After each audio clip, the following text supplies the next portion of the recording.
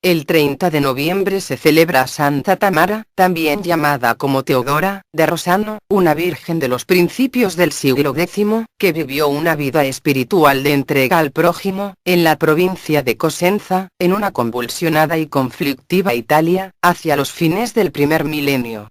Lo interesante de la vida de esta mujer santa, es que ella por medio de su fe y sus obras, consiguió el apoyo incondicional del afamado San Nilo para abrir un monasterio femenino.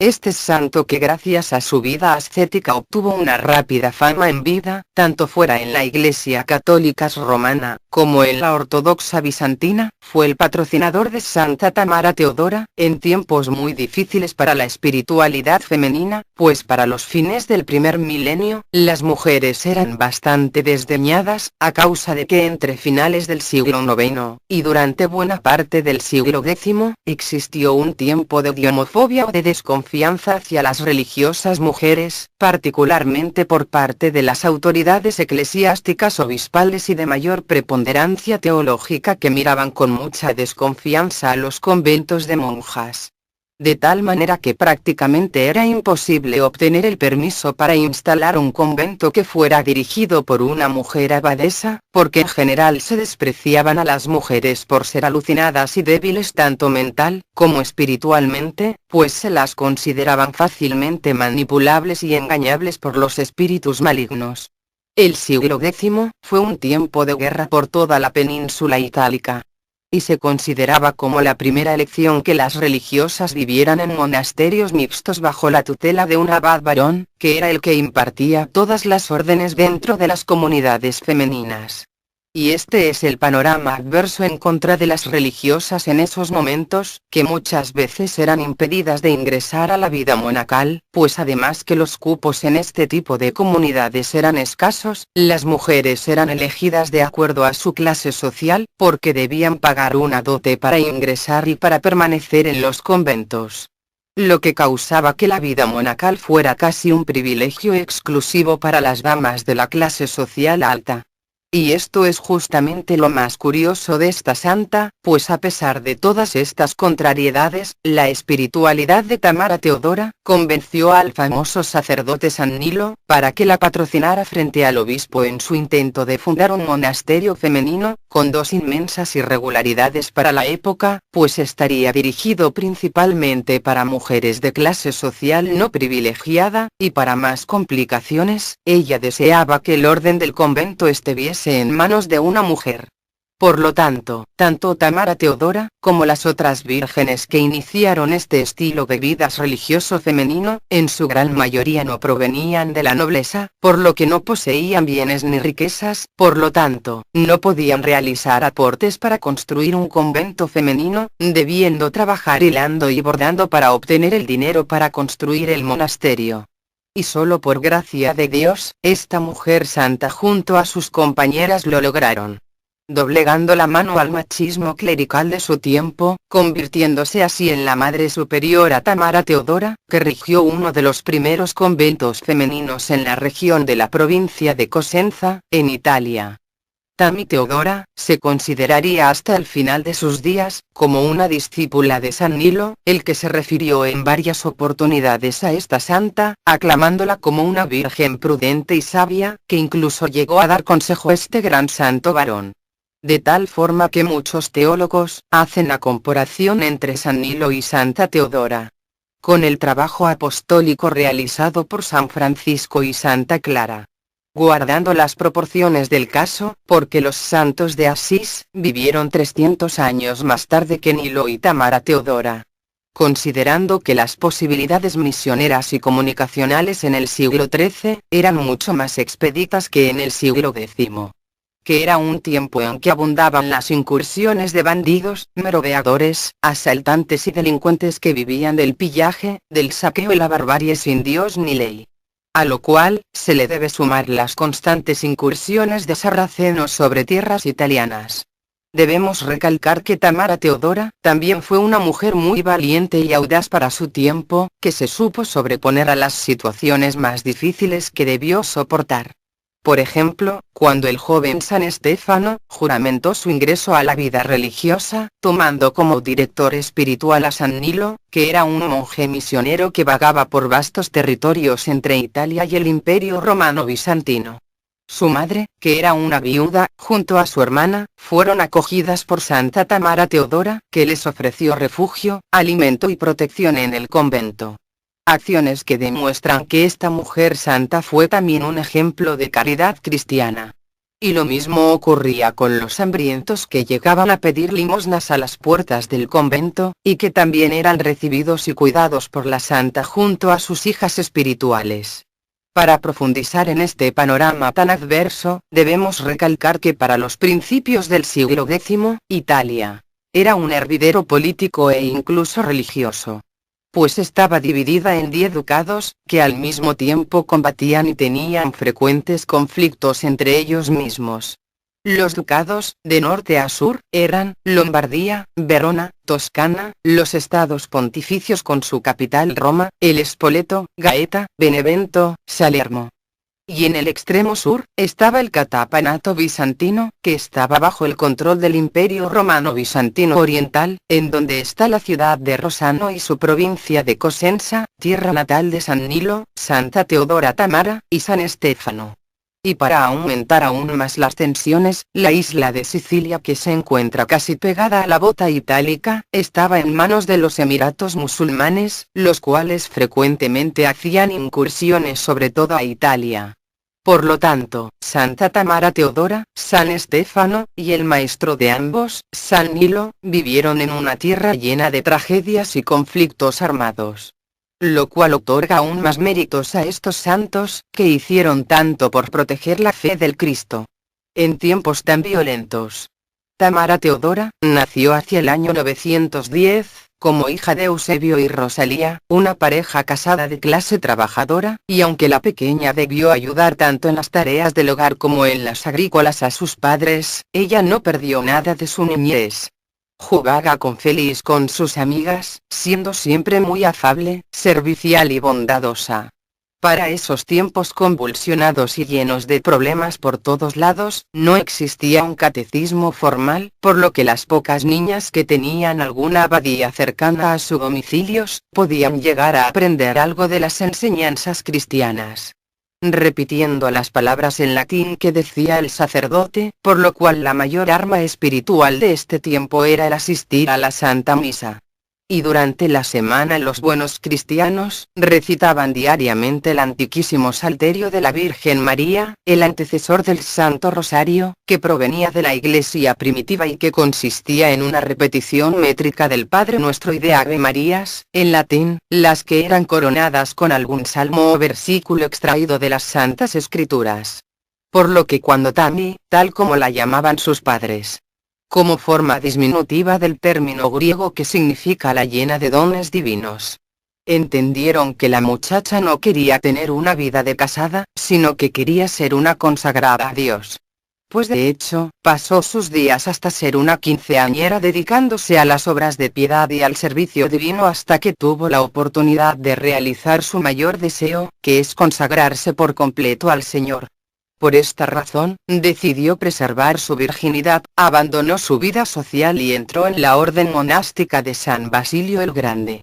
Tami era una niña muy hermosa, pero no estaba orgullosa de su apariencia porque en su corazón había decidido darle esta belleza suya a su divino esposo, Jesucristo de Nazaret, al cual la jovencita solía invocar en medio de sus ejercicios espirituales. Así que a los 15 años decidió ingresar bajo la guía de San Nilo, el abad padre superior del monasterio de Santo Opoli, que era un monasterio mixto, en donde había un recinto para frailes, separado del femenino, en donde convivían mujeres de muy distinta clase social y edades, que practicaban la vida de oración y la lectura del Santo Oficio. En esos momentos, hacia el año 915, no se podía recibir tan frecuentemente el cuerpo de Cristo o la Santa Hostia, que se mantenían a resguardo en algunas basílicas de piedra que más parecían castillos que iglesias. porque eran tiempos de pillajes por parte de los sarracenos, pero también por multitudes de delincuentes y de saqueadores, que muchas veces atacaban los conventos, las iglesias y todo su contenido, lo cual causaba una gran pesar y dolor entre los creyentes cristianos, que se lamentaban cuando veían sus templos y las imágenes religiosas destruidas. Pero aún así, a pesar de que la comunión se recibía eventualmente, Tamara Teodora agradecía con gran reverencia al Señor por la oportunidad de recibir la Santa Hostia. En esos años se distinguió tanto por su devoción que se convirtió, naturalmente, en una guía espiritual para las otras chicas a las que ayudó en la práctica de la vida comunitaria, convirtiéndose para ellas en un ejemplo o modelo de vida monástica a seguir, por parte de las novicias y de las propias monjas profesas. Tami se caracterizaba por el silencio, la oración, los ayunos y sus penitencias en favor de los enfermos, y de los más desvalidos de una sociedad feudal, que podríamos definir como nada de caritativa con los aldeanos y con los siervos que laboraban sin parar en los campos y ciudades, hasta casi la muerte. Unos años más tarde, San Nilo quería recompensarla por tanto esfuerzo. El monasterio de Santoopoli, que era administrado por los varones, daba pocas oportunidades para que las mujeres pudiesen realizar alguna obra espiritual sobresaliente, porque todo debía de pasar por los frailes hasta llegar al Padre Superior. A pesar de lo cual, Tami comenzó a misionar por medio de sus obras de piedad, atrayendo a la comunidad religiosa de Santoopoli a muchas chicas jóvenes, varias de las cuales eran también vírgenes que querían dedicarse al servicio de Dios, pero en una forma mucho más profunda espiritualmente que la que regía la vida comunitario en el convento mixto de Santoopoli, el cual tenía una regla de vida más bien relajada. En el año 945, cuando ya Teodora tenía unos 35 años de edad, aparece un hombre humilde y pobre, que algún día sería conocido como San Stefano, pero que para esos momentos tenía unos 20 años de edad, también oriundo de Rossano, que había perdido a su padre, pero que estaba decidido a convertirse en monje. Por lo cual había dejado su trabajo, pero también había dejado a la madre y a la hermana sin sustento y protección. San Nilo, que ya seguía las normas de vida de tipo ascético, al estilo de un anacoreta, o un eremita, vivía en la cueva de San Miguel. Nilo se muestra en un principio reacio para aceptar la solicitud de Stefano. Pero el muchacho no retrocede en su propósito, hasta que luego de un año, es aceptado como discípulo. Pero ahora había otro problema. La madre del joven santo era una viuda y vivía junto a su hija menor, por lo tanto Stefano al ingresar a la vida religiosa, ambas quedarían abandonadas a su propia suerte, porque las mujeres no podían poseer ni propiedad ni valores, sin el patrocinio de un varón. Por ello, es que Tamara al saber esta situación le escribe a San Nilo, para ofrecerle su ayuda. Ella era una mujer que a causa de su espiritualidad y cumplimiento de la regla, había obtenido el respeto de los frailes y de las damas que habitaban en el monasterio de montaña de la Piedra Arenisca, también llamado Convento de Santoopoli. Ella fue la que aceptó a las familiares de San Stefano, lo cual no le trajo pocos problemas, porque el espacio era limitado. Por lo que ella dormía en el piso, para permitir que la madre y su hija estuvieran más cómodas. De estas dos damas, se nos cuenta que a menudo recibían las visitas de Stefano principalmente en los tiempos de la cosecha, pero ellas vivirán serenamente y en paz hasta el final de su existencia terrenal. El monasterio estaba en la montaña, donde el clima durante algunos meses al año es particularmente rígido y el medio ambiente es muy rústico, y sobre todo porque estaba expuesto a las frecuentes incursiones devastadoras de los sarracenos, que de hecho, tan solo unos decenios más tarde, lo saquearon y lo destruyeron. San Nilo sabía que en el barrio más antiguo de la ciudad de Rossano, en el distrito de Ceradona, había una antigua iglesia dedicada a Santa Anastasia de Sirmio. Por lo que Tamara junto a San Lino, acudieron a pedir ayuda económica a un acaudalado noble bizantino que vivía como regente en la región de Rossano, llamado Eusebio. Pero este caballero estaba enfermo y tenía muchos problemas a causa de amenazas militares y políticas que debía enfrentar. por lo cual, Tamara, junto a sus hijas más fieles, se entregaron de corazón a la penitencia y a la oración para que pudiesen obtener la ayuda económica que con tanta solicitud necesitaban para adorar a Dios. El Señor escuchó a sus siervas y todas las problemáticas del noble Eusebio acabaron, el cual, muy agradecido por estos favores de intercesión, le entregó todos los dineros que necesitaba San Lino para poder levantar dos monasterios que eran separados por la iglesia de Santa Anastasia, uno de los cuales, San Nilo destinó para ser un convento femenino, bajo la dirección espiritual de él. Sin dudarlo siquiera, confió la dirección de las monjas a Teodora, que fue nombrada como abadesa del convento de Santa Anastasia de Sirmio. Y que inmediatamente comenzó a acoger a todas las vírgenes que desearan consagrarse a Dios, e incluso a muchas de las monjas que eran sus compañeras en el monasterio de Santópoli. Teodora permaneció allí como madre superiora, en ese monasterio que estaba construido al estilo bizantino, por todo el resto de su vida. Se encargó de ser una guía carismática para todas las chicas de Rossano y los ducados vecinos, y para acercarse aún más a Dios, mortificó su carne terrenal con ayunos periódicos, e incluso penitencias y mortificaciones difíciles de cumplir.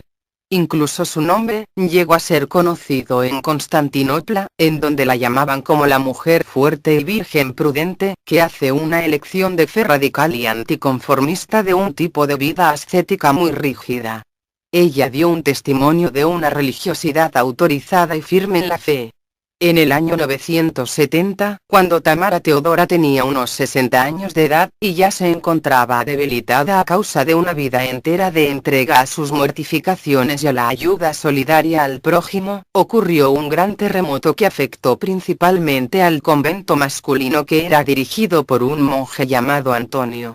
Los daños reducen el oratorio y el monasterio a condiciones precarias y desastrosas que dejaron casi en ruinas a todo el edificio, a causa de la negligencia este abad.